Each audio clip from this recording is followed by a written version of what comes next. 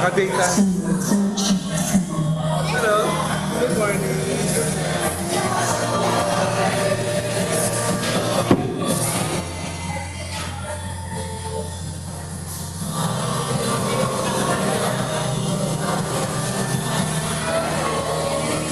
Connect siguro sa group.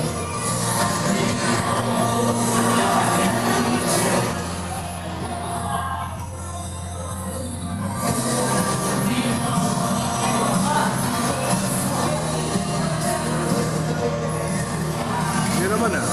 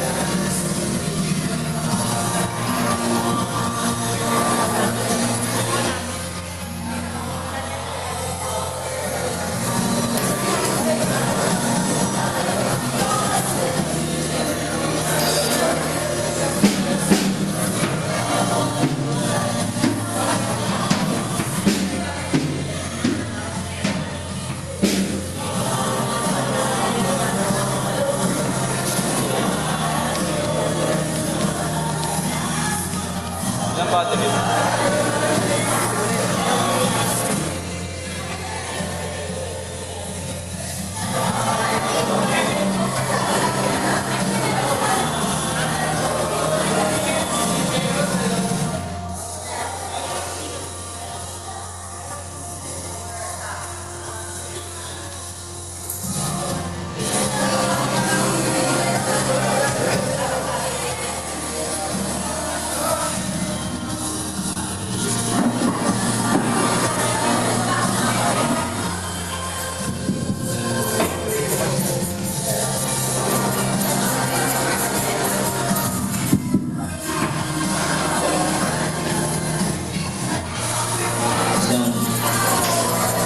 Good morning po sa ating lahat.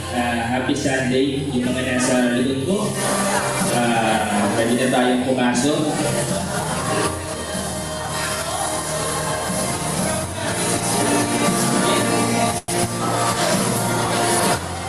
Ayan, kumusta po yung bawat isa? Nararamdaman na ba natin yung Christmas rush? Kahit saan traffic? No? So, November pa lang, pero grabe na yung traffic, lalo na itong November 1 at November 2, no? Yung mga pumunta sa cemetery, what more? Diba? This coming December at talaga namang malapit na. Sige, tayo po tayo lahat.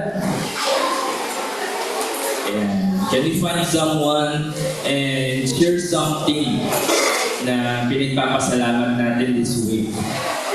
And tanungin natin, no, kung kailan pa tayo huling humingi sa ating Panginoon?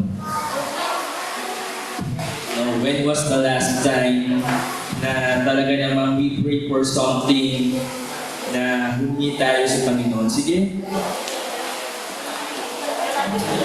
Tanungin natin yung katabi natin. Let's have a fellowship.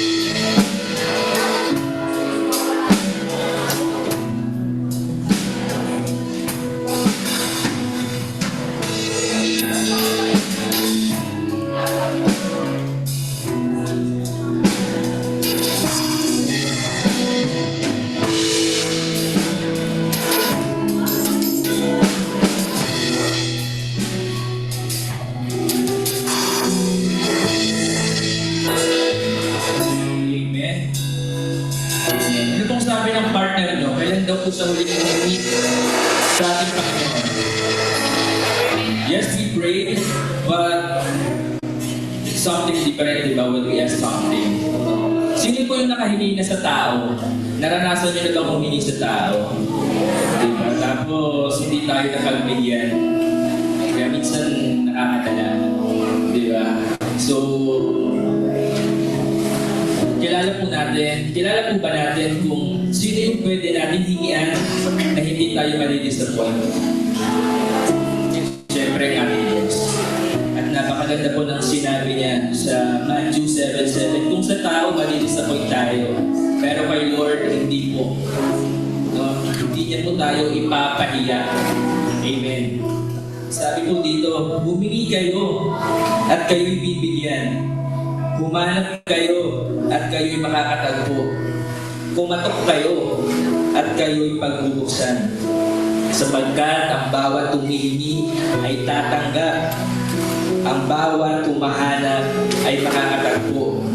At ang bawat kumakatok ay bubuksan. Diba napakaganda po? No, so, hingi tayo. For this morning, humingi tayo sa Diyos. Huwag po natin hayaan na lalabas tayo na wala tayong hiningi sa ating Diyos. Dahil ang ating Ama sa Langit ay nagagalak sa kanyang mga anak na humingi at umaasa sa kanyang tulong at gabay. So hanapin natin siya. Tayo ay sabay-sabay, no, nakakatok sa gurungawan ng langit. Ipapaabot natin ang ating mga tinig, ang ating mga boses sa ating Ama. So we need to be decisive and intentional. No, kasi kung hindi po tayo magiging decisive at intentional sa ating mga ginagawa, nakikita naman po natin, we can easily sway by the circumstances. Diba madadala at madadala tayo. So we need to stand. No, kailangan talaga natin tumayo para sa Diyos. Pwede bang palakpakan natin ang ating Diyos? At ito pa po yung napakaganda. May assurance na binigay sa atin ng Diyos. Mateo 21:22. At anumang hingin ninyo sa panalangin ay tatanggapin ninyo kung manalangin tayo. Amen. Amen. Patuloy po natin itaas ang ating Panginoon. Sabay-sabay natin basahin ang Isaiah 35. Kung may Biblia po kayo. Ang ulilang lupain, malaon ng tigang, ay muli sasaya. Mananariwa at mamumulakla ang ilang. Ang dating ilang ay aawit sa tuwa. Ito'y muling gaganda tulad ng mga bundok ng Libano. At mamumunga ng sagana tulad ng Carmelo at Saro. Mamasdan ng lahat ang kaningningan at kapangyarihan ni Yahweh. Inyong palakasin ang mahinang kamay at patatagin ang mga tuhod na lupaybay. Ito ang sabihin sa pinanghihinahan ng loob. Huwag kang natakot, laksan mo ang iyong loob. Darating na ang Panginoong Diyos at ililigtas ka sa mga kamay ng kaaway. Ang mga bulag ay makakakita at makaririnig ang mga bingin. Katulad ng usa, ang pilay luludag. Aawit sa galak ang mga pipi. Mula sa gubat ay bubukal ang tubig. At ang mga batis, dadaloy sa ilang. Ang umuusok na buwanginan ay magiging isang lawa. Sa tigang na lupa ay babalong ang tubig. Ang dating tirahan ng mga asong gubat ay tutubuan ng tampo at malalim. Magkakaroon ng isang maluwang na lansangan na tatawaging landas ng kabanalan. Ang mga makasalanan at mga hangal sa landas na ito ay hindi makakaraan. Walang leyon o mabangis na hayop na makakalapit doon. Ito'y para lamang sa mga tinubos. Ang mga tinubos ni Yahweh ay babalik sa Jerusalem. Masiglang maawi ng pagpupuri.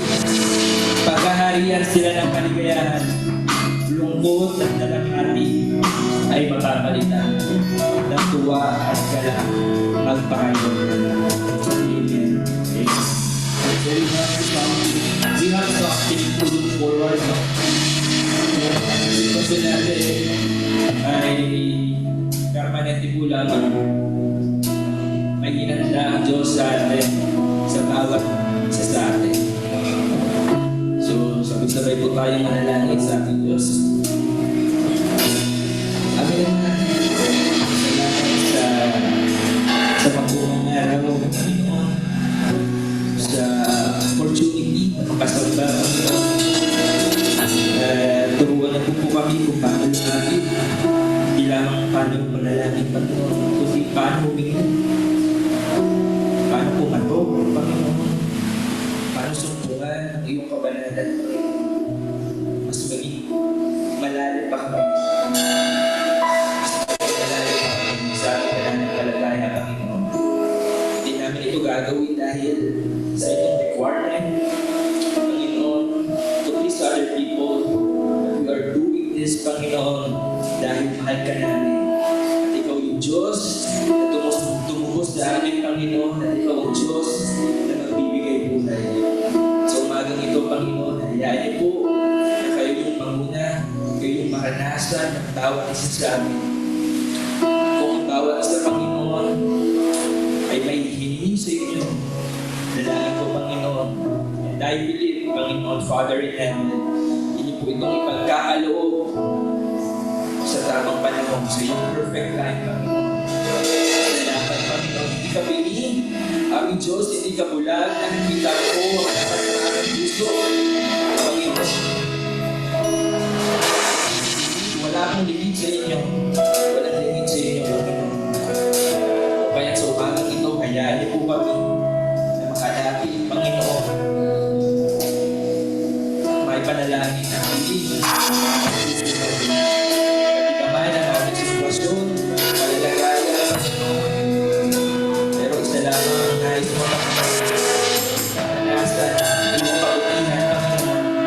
Maranasan ang iyong kabanalan, Panginoon. At sa umagang ito, Panginoon, hayaan niyo po na maitas namin ang pangalan niyo para bilang pangalan mo, Panginoon. Awitan ka, pumilan ka, gamitin namin ang aming katawan, ang aming kamay, ang aming paa, Panginoon, upang itaas ang aming Panginoon. Maraming salamat. Ito pong aming sabot na namin sa pangalan ni Jesus. At pagpakan natin ang aming Diyos na buhay.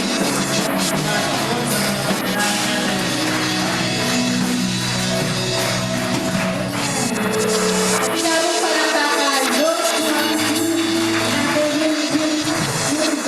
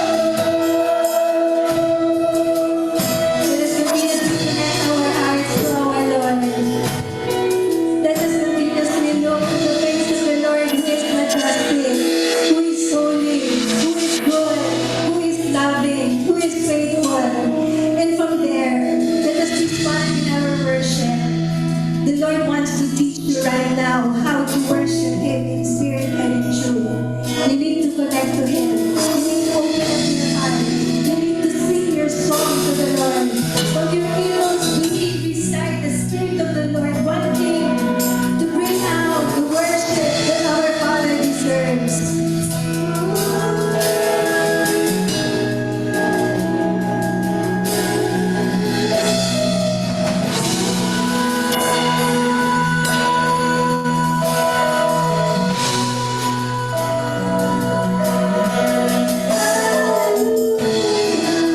Start with your hallelujahs. Let us start with our hallelujahs before the Lord. Hallelujah. Let's go ahead. Let our Father hear your hallelujahs.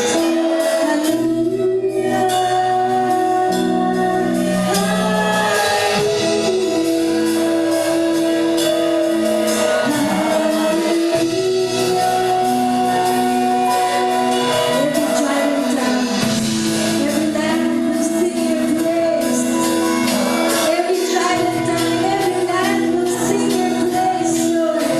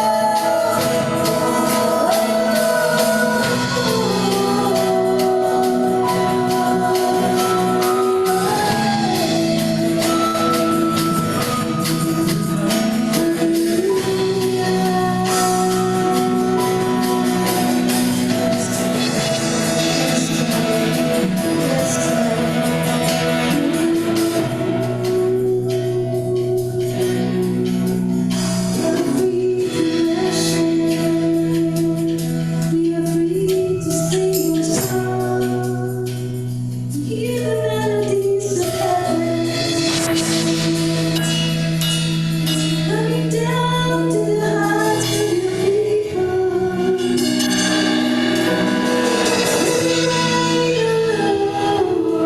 The melodies of heaven, the melodies of heaven. Let us hear the melodies of heaven.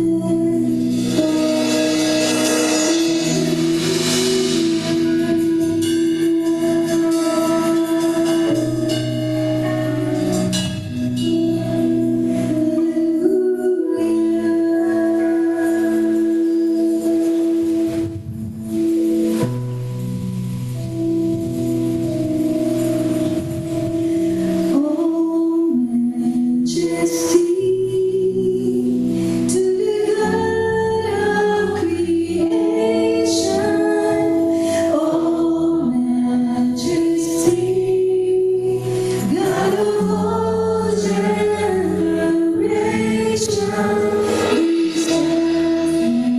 We sing to the God of all nations.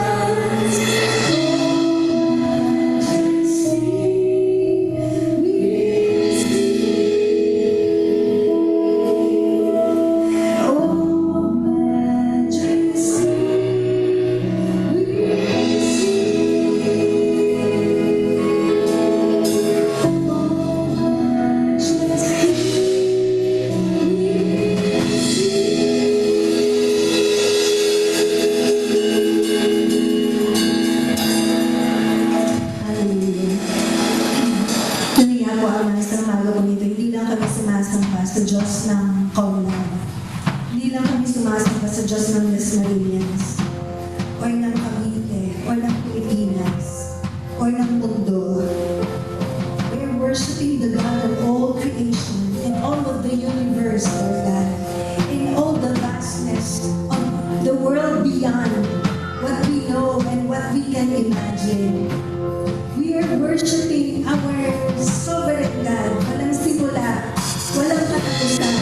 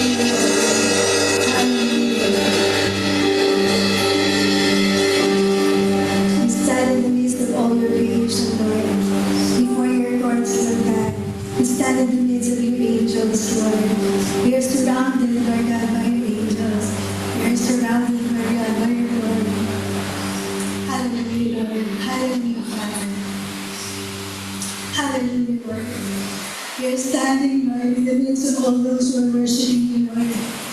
Hallelujah. To the God of all the nations, to the God of all the people. Hallelujah. Hallelujah. Hallelujah. Hallelujah, Father. Hallelujah.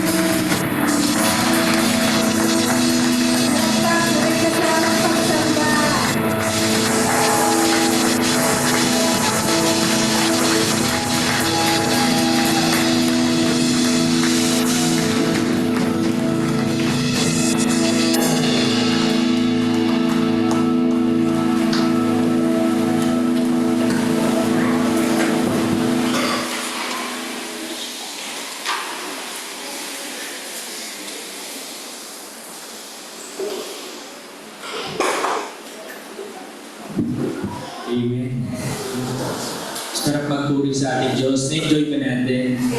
Diba yung mga tension sa katawan natin? Satisfying to our soul. Yung mga isipin natin, di ba, nagbabawasan.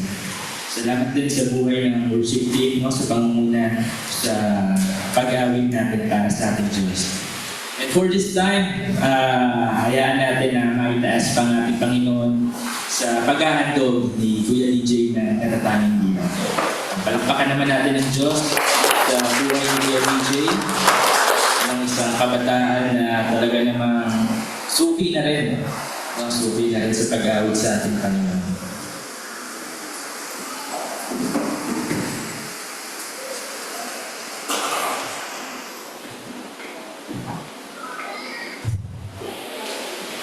Good morning po. Kamusta naman po yung katabi niyo? Baka hindi niyo pa po kilala yan, hindi niyo po nakita ng isang linggo. Ayan, habang nag-aayos po kami.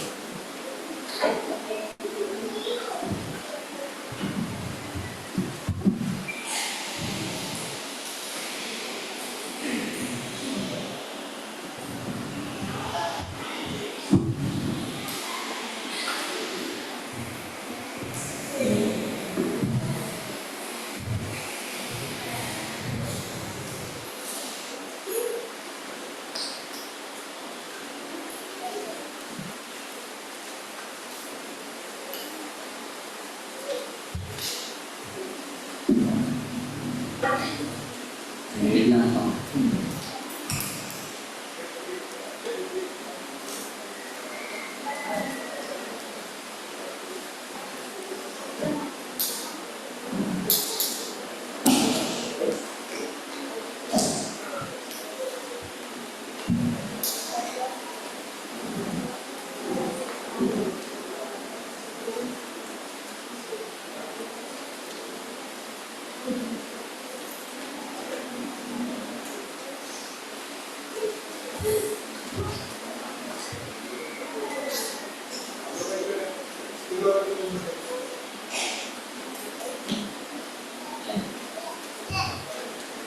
Yung kakantay ko po ngayon ay may pamagat na Back to Life.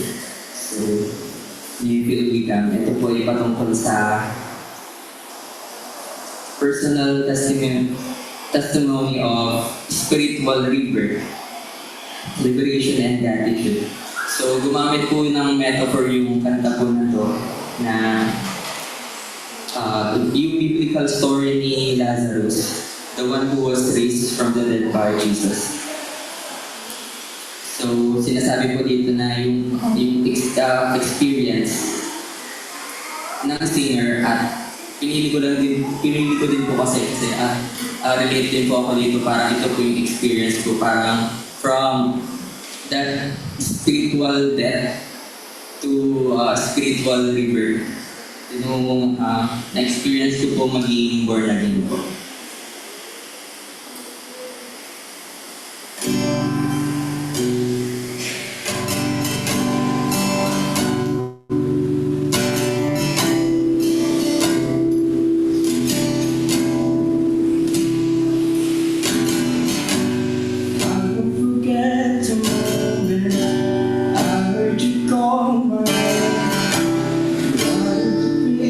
Darkness into the light.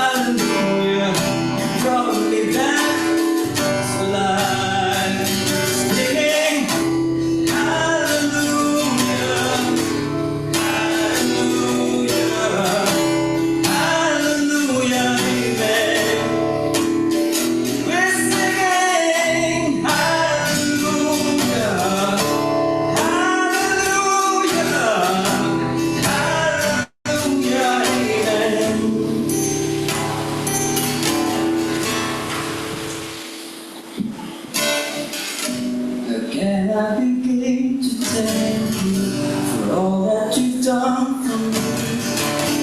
Jesus, to fully praise you, it will take all eternity.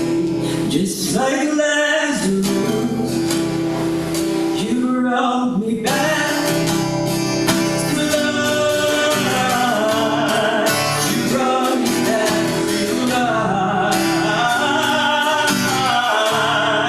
You brought me back to life. Hallelujah, change. Hallelujah, stay. No longer I believe, but Christ in me. For I've been born again. My heart is free. The hope of heaven before me, the grave behind. Hallelujah, you brought me back to life. No longer I believe, but Christ in me. For I've been born again. My heart is free. The hope of heaven before me, the grave behind.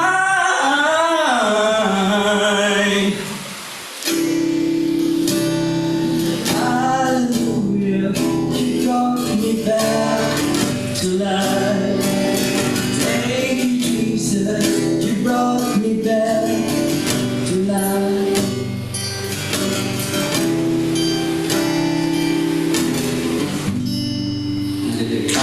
Praise the Lord.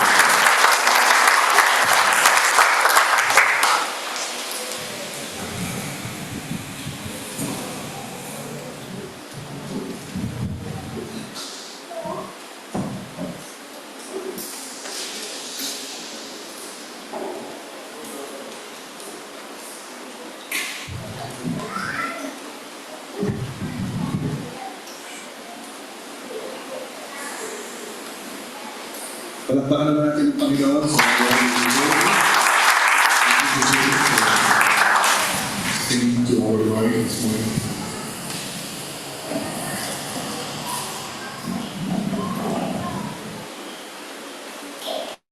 Hey, good morning. So, yung task, no? Yung task of preaching many souls to our Lord is still in front of us.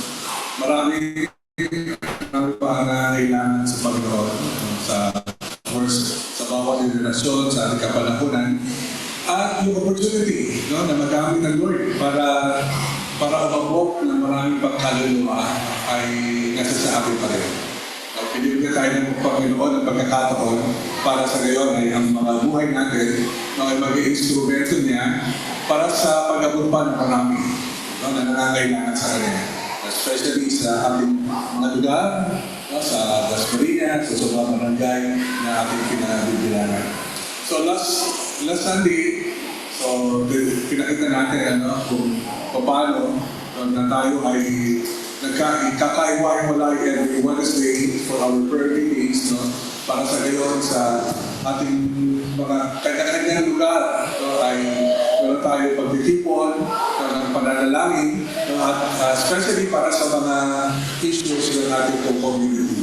So that is an opportunity, no, na binibigay sa atin ng Panginoon para magamit ng Lord ang buhay pa natin, no, para sa Kanya.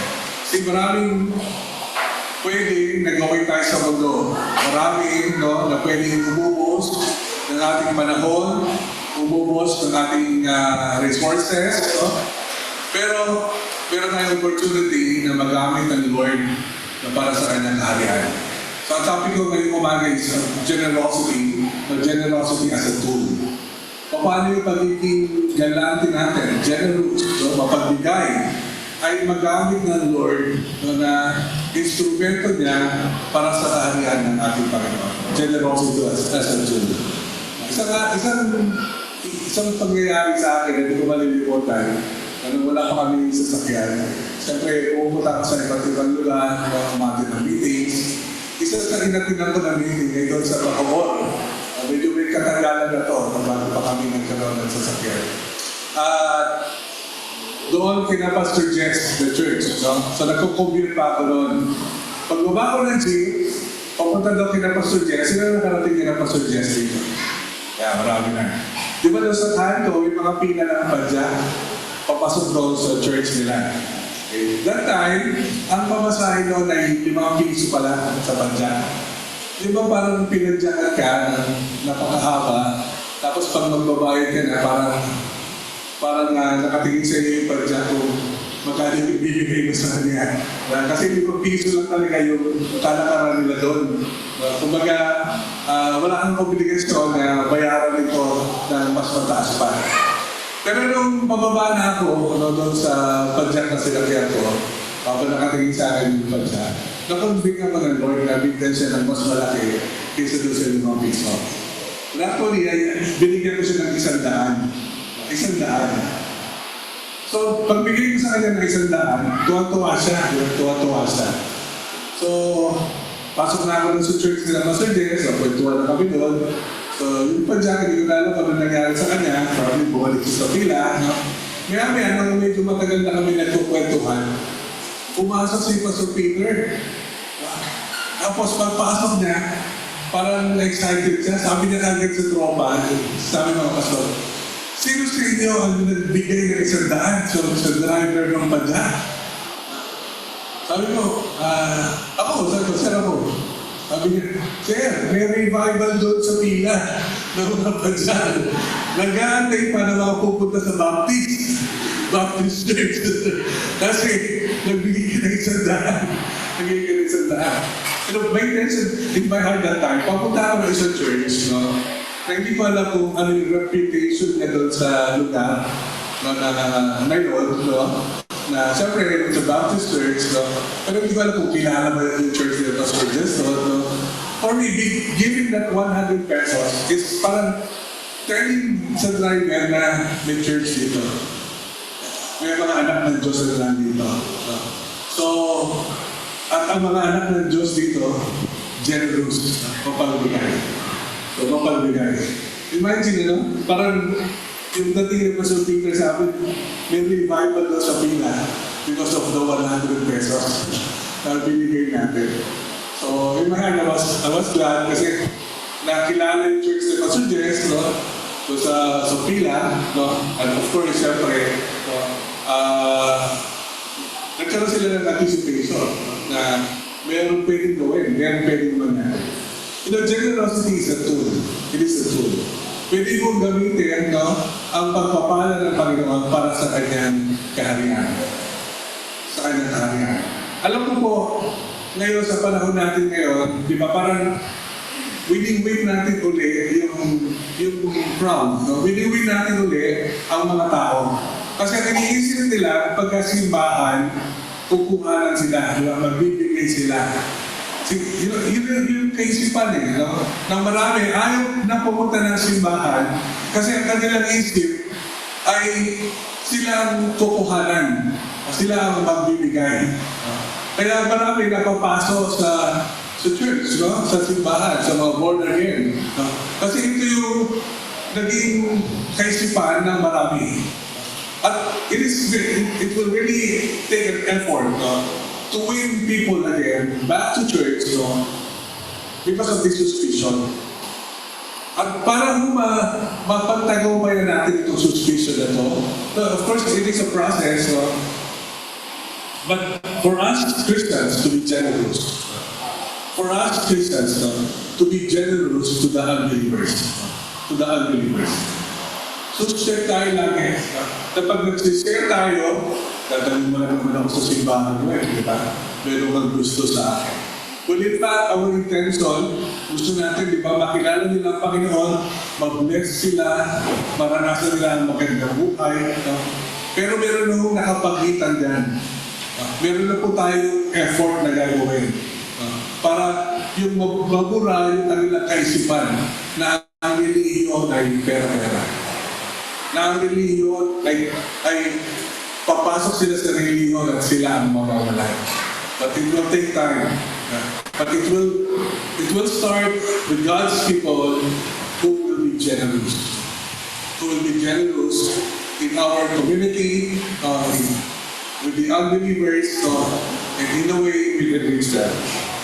And we can bring them back to the church. We can bring them back to our Lord. Now, in Hebrews chapter 13, verse 16, so kung meron po kayo Biblia, let's open in Hebrews 13, 16.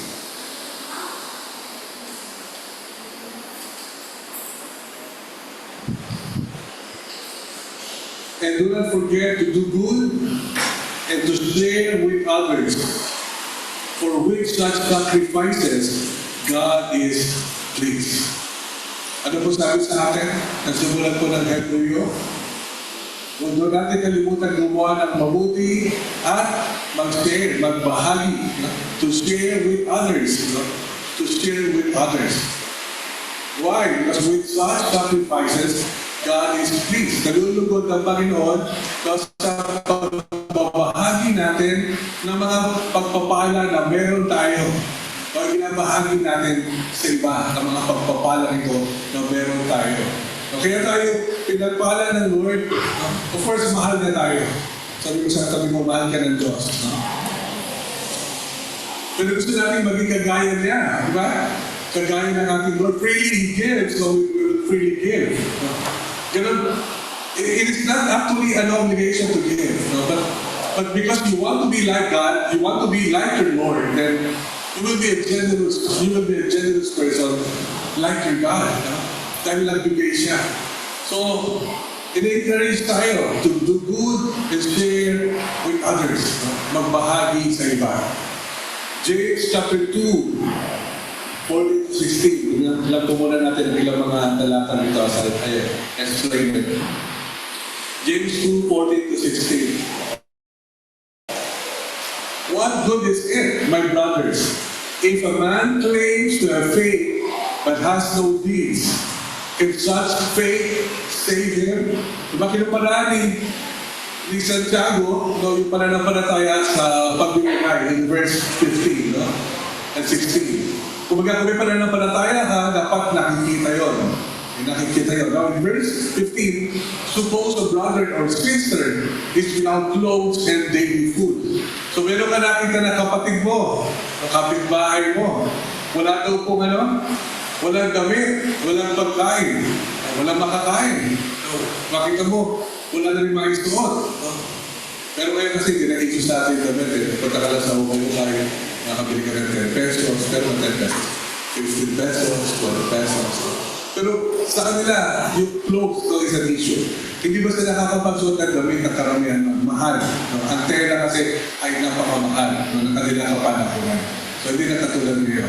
So, pero ganoon pa rin yung prinsipyo. Kung may nakita ka na nangangailangan ng pagkain o ano man ang kanyang pangangailangan, di ba? Ano sabi sa atin in verse 16? Verse 16. If one of you says to him, go and I wish you well, keep warm and well fed. So, sige, umalis ka na, go. At sana maganda mangyari sa iyo, wish you well, no? At sana, hindi ka ginawin. Hindi ka ginawin. At makakain ka sana. Makakain ka sana. But that's nothing about his physical things. What good is it? Kung baga nakita mo yung pangangailangan sa harapan mo, nagugutom na nga. Di ba? Nasabi mo ba, kapatid, pagpapalain ka ng Panginoon. Sige, higa ka na. Uuwi ka na. Hindi maaari yun. Sabi ni James, hindi maaari yun. Ang pananampalataya, katulad ng pananampalataya, na walang gawa ay patay. So tayo yung mga mananampalataya, kapag nakakita tayo ng pangangailangan, hindi maaari na hindi natin tugunan. Hindi tayo tugunan. Kung minsan, sa sasakyan, di ba, may mga namamaligo sa kalsada, of course, didiscourage tayo magbigay sa mga pulubi. But in my heart, gusto ko talaga magbigay sa kanila. Actually, pinakalaan ako na mga bariya na pagbigay sa kanila talaga. Sometimes makikita ko sila na nasa mga pangatlong sasakyan, pangalawa, nakahanda na ako na nagbibigay. Alam niyo bakit sila? Minsan pag hindi nakarating sa akin, malungkot ako. Malungkot ako. sana hindi mo naman do, sana makarating sa akin. Because we cannot ignore yung mga nangangailangan sa paligid natin. We just cannot simply ignore. Maliit man ang ating maibibigay. Hindi man ganun kalaki ang maibibigay natin. Sabi nila, hindi mo naman kaya iligtas ang buong mundo. Di ba? Parang sa karagatan. Para merong isda, di ba, na nawala sa tubig. Tapos, hindi mo naman kaya ibalik lahat sa tubig yung mga isda. Pero kaya mo para sa isa, naglamputin yung isang isda at ibalik doon sa tubig. Para sa iba, parang walang halaga yun. Pero para doon sa isang isda na dinampok mo, para ibalik doon sa tubig, napakahalaga na. Hindi natin kaya tulungan ang lahat. Pero kung sino yung nasa harapan natin na dinala ng Panginoon, hindi natin pwedeng tanglihan. Hindi natin pwedeng tanglihan. In 2 Corinthians chapter 9, maraming mga talata pero 3 talata lang yung pinili ko. 9 verse 7.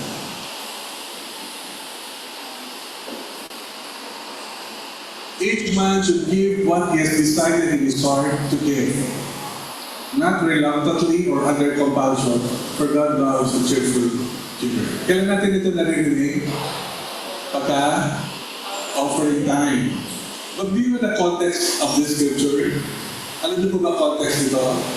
Si Pablo ay humahamon sa mga mananampalataya sa Corinto kasi may mga kapatid na nangangailangan sa ibang lugar.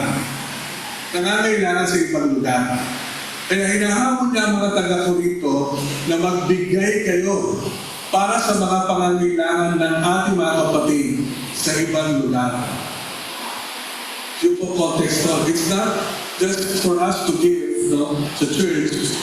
Magbigay tayo, mahamon tayo na magbigay ng malaki para sa gawain ng Panginoon. No, it's for those who are in need. For the brethren who are in need. In Macedonia. Nangangailangan sila. Sino tutugon na kanilang pangangailangan? Ang mga kapatid na nasa ibang lugar. Namumulekta si Pablo ng pera para sa mga mananampalataya na nangangailangan. Kinukuha niya sa mga kapwa niya rin mananampalataya na able na may kakayahang magbigay. So ang kanilang pagbibigay po ay hindi po pumupunta sa kaban para yumaman ng isang organisasyon, yumaman ng isang pastor, yumaman ng isang gawain. No, their giving is for the needy Christians. It is a need, it's a gift, a giving for those who are poor. Pero ngayon, nakakalungkot. When you search Google, who's the richest pastor today, who's the richest minister today, may jet plane, may aeroplano, may mga mamahaling sasakyan. I'm not saying those things are wrong, but we are far from the purpose, the intention of God in giving. Giving is not for us to acquire. Giving is for the needy. It is for the needy. Yes, may mga pangangailangan na naglilingkod sa Lord. Diba kasi iniwan namin yung trabaho namin. Iniwan namin para mga full time. Ito na talaga yung career na binigay sa amin ng Panginoon. But we can receive enough. Isa tinatanong ako ni Auntie Ella, hindi ka pa may increase, hindi ka pa matataasan. So, I've been in the church for 24 years. Sabi, hindi mo na, hindi. Sapat pa, okay pa kami ni Mama Che. Hindi ako nandito para magpayaman. I'm here to serve. You know that our giving, binabudget po natin. Yung mga volunteers natin, we're trying to bless them. Yung ministry, yung rental natin, yung expenses natin. You're not giving for me to get rich.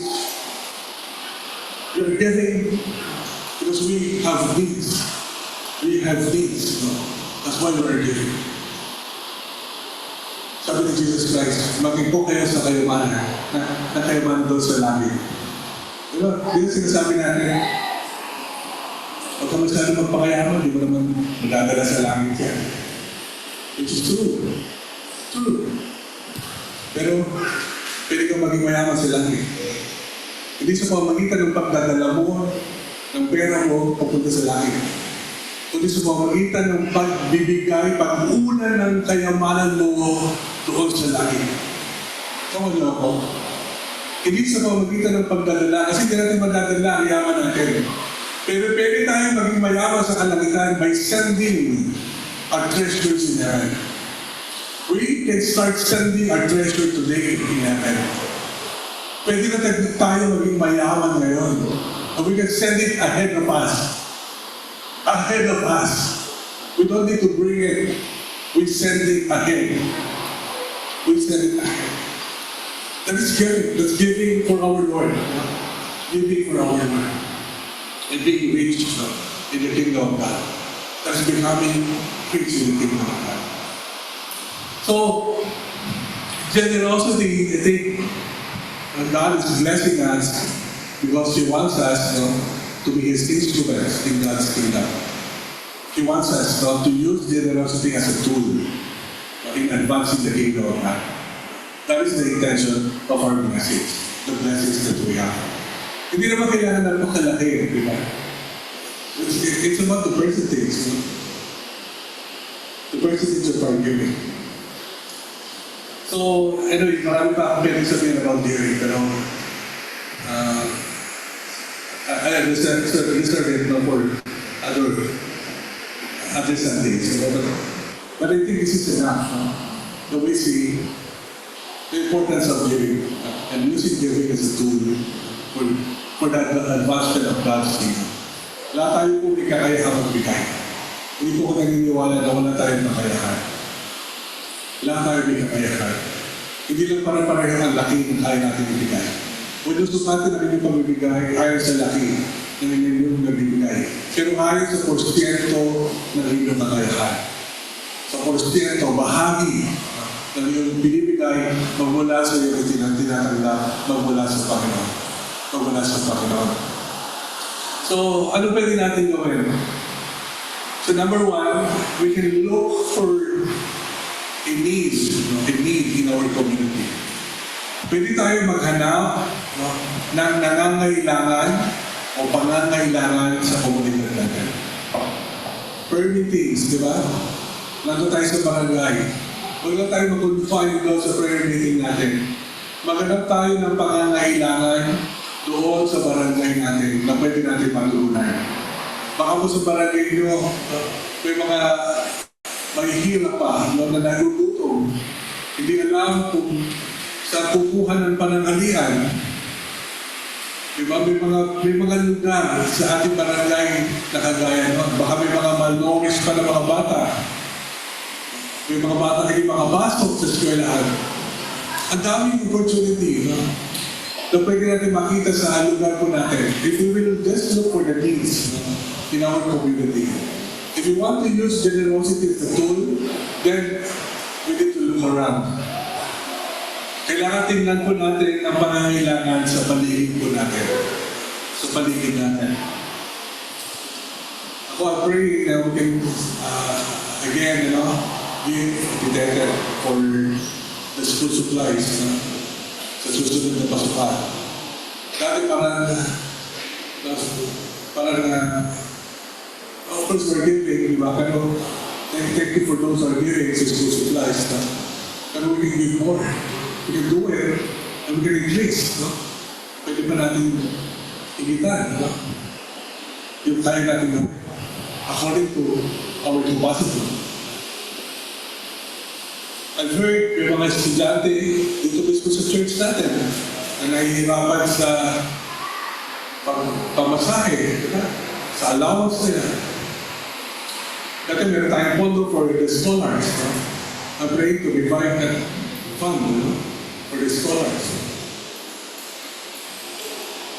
See, when you look at the needs around you, number two, then you need to pray, start praying, and become God's channel of blessings. Pag nakita mo yung pangangailangan, then you start praying for it. Kasi yun yung connection mo . Yun yung connection mo, panalangin mo. Kasi pag hindi mo yung pinapanalangin, walang pasanin yun. Walang dating yun. Pero pag sinimulan mo ipanalangin yung pangangailangan, then mararamdaman mo ang puso ng Panginoon na doon sa pangangailangan. Then you will start to feel what God feels. You will start to see what God sees. When you start praying for Him. When you start praying for those needy people around us, then we can start feeling what the Lord is feeling. And then we can start helping. We can start helping. Hindi lang impulsive, no? Tulungan natin, tapos nun, wala na. Tulungan natin, ligas tubod, no? Pero when you start praying for Him, then you can start helping. Kasi nandun yung puso mo. Ano sabi ng Panginoon, kung nasaan na yung kayamanan, nandun ang puso mo. Kung saan mo dinadala ang kayamanan mo, nandoon na puso mo. Gusto ko yung pagkasabi ng Panginoon kasi pwede mo na makita, di ba? Pwede mo na ma-assess, no? Kung nasaan ang puso ng isang tao. By simply looking kung saan na dinadala yung kayamanan. Kasi pwede mo sabihin na mahal mo ang Diyos, no? Pero kamusta kapag bibigay mo sa Diyos? It's one way of measuring your heart. Measuring your heart. So, kung nasaan ang kayamanan mo, nandun ang puso mo. Kung saan mo dinadala ang pera mo, nandun ang puso mo. Then, pangatlo, then we can start to introduce the gospel. Sabi ko nga po sa inyo yung mga tao po ay suspicious sa atin. Kapag nagsimula ka sa gospel, pagdududahan ka, gusto mo na nila makita yung sincerity natin of our intentions. Marami po, lumabas ka ng simbahan, pero hindi lumayo sa Diyos. Alam naman natin na. Pero bukas pa rin ang puso nila sa Diyos. Ang inayawan nila ay yung simbahan. Kasi ang simbahan napuno ng mga reliyosong tao, napuno ng mga mapagsamantalang tao, napuno ng mga tao ng mga sarili. Kaya maraming mga tao pasmo sa simbahan, hindi dahil sa Diyos, kundi dahil sa laman ng simbahan. Kailangan na ipakita natin sa kanila na iba ang laman ng church natin. Iba tayo. Iba ang mga nagmamahal sa Diyos sa simbahan na ito. Na hindi tayo after sa kanila kung ano kaya nilang ibigay, kung ano ang kanilang ang makukuha natin sa kanila. But we're after what they can receive pag nakilala nila ang Diyos. That they will receive eternal life and they will receive the abundance of life. The freedom, di ba, in the bondage of the enemy, that way they can receive it. Ito ang matatanggap nila. Hindi yung kanilang ibibigay, kundi yung kanilang makukuha. So then we can start sharing the gospel to them. Gusto muna natin ipakita sa kanila na mahal tayo ng Diyos. Iniibig ka ng Diyos. Binibigay ng Diyos ang lahat para sa iyo. Binigay na nga si Jesus para sa iyo. Baguhin po natin kasi nasa kultura tayo na marami pong ayaw ng magsimba dahil sa mga sumusimba. Pero pag tinanong mo kung naniniwala sila sa Diyos, naniniwala sila. Ibig sabihin, meron lang hadlang. At ang nakalulukot, ang mga laman ng simbahan ang nakakahanap. Kailangan natin magbago. Pag-isabi sa katabi mo, kailangan natin magbago. Kailangan natin magbago. Paano tayo magbabago? Simulan po natin, being generous. Maging mapagbigay ka. Amen? Maging mapagbigay po tayo. Doon tayo magsisimulan. Ngayon ang church, meron tayo sinisimulan na pre-pandemic. During pandemic, dito na ito. Pero today, so tuloy-tuloy last year, meron po tayo tinatawag na YSC. Alam niyo po ba yung YSC? Hindi alam yung YSC? Tanangin po sa katabi niyo, ano yung YSC? Ang YSC po ay yayamanin, yayamanin, savers, love. Yayamanin, savers, love. Meron po ba yung 38 at 39, no? Na member yung ating YSC na nag-iipon every week ng 50 pesos. Minsan nalilimutan ko kasi si Mami siya nagabayan ko eh.